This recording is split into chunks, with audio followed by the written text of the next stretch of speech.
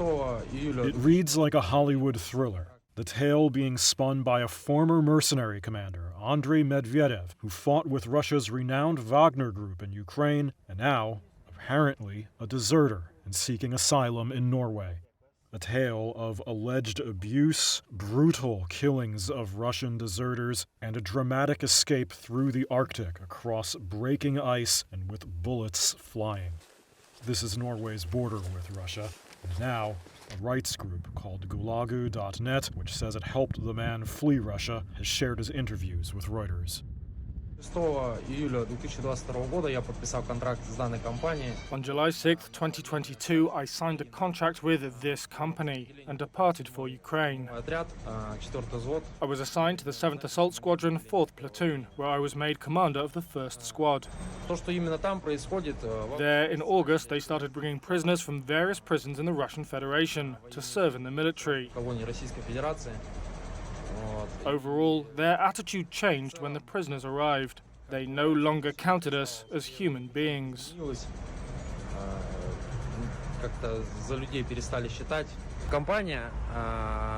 The company changed my contract unilaterally.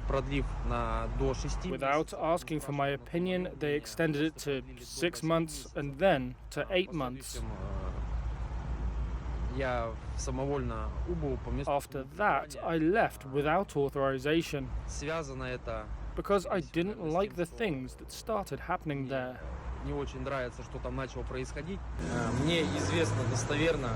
I know for sure about 3 cases where prisoners who tried to run away from hospitals after being wounded were shot dead. Also, 10 people were shot on the training ground in front of prisoners who just arrived. It was done as a deterrent. They are traitors. They refuse to fight. Look what happens to them. Reuters cannot verify Medvedev's story, and he hasn't disclosed where exactly in Ukraine he fought, although these recent videos show one of the battlefields that the Wagner group says it played a strong hand in, Russia's claimed capture of Soledar.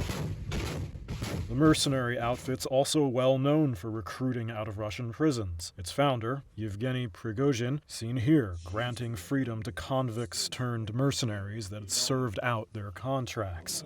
Medvedev, who is an orphan and once served in the Russian army, also served time in prison himself before joining Wagner. Prigozhin has called him dangerous in a written statement that he had mistreated prisoners and that he worked in a Norwegian unit for the company. Medvedev, meanwhile, says a video that surfaced in November purporting to show Wagner mercenaries executing a man with a sledgehammer was done against a member of his unit.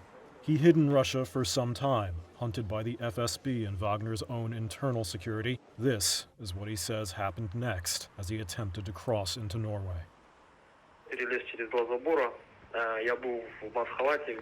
I climbed over 2 fences. I was wearing a white dressing gown for camouflage. I got over 2 fences and went into the forest. When I was stepping out onto the ice of a lake or a bay, I heard a dog barking. I turned around and saw people with flashlights about 150 meters away from me, running towards me. I ran back the other way along the forest, and then I wanted to run out onto the icy lake, but saw that there were places where the water still hadn't frozen. I ran along the forest line, closer to the edge of the lake where the ice was thicker. I heard 2 gunshots. The bullets whizzed by. I smashed my mobile phone and threw it into the forest. I turned around and ran across the lake towards the light of the houses.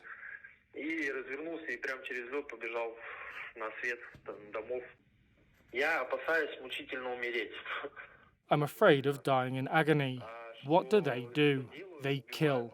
I am a talking head to them. Why do they need all of that? I think it's a miracle that I managed to escape. Medvedev's lawyer in Norway says that when he crossed the border, he ran to a house, and the woman who lived there helped him call the police. Norwegian authorities have acknowledged that a foreign citizen was arrested after crossing the border illegally.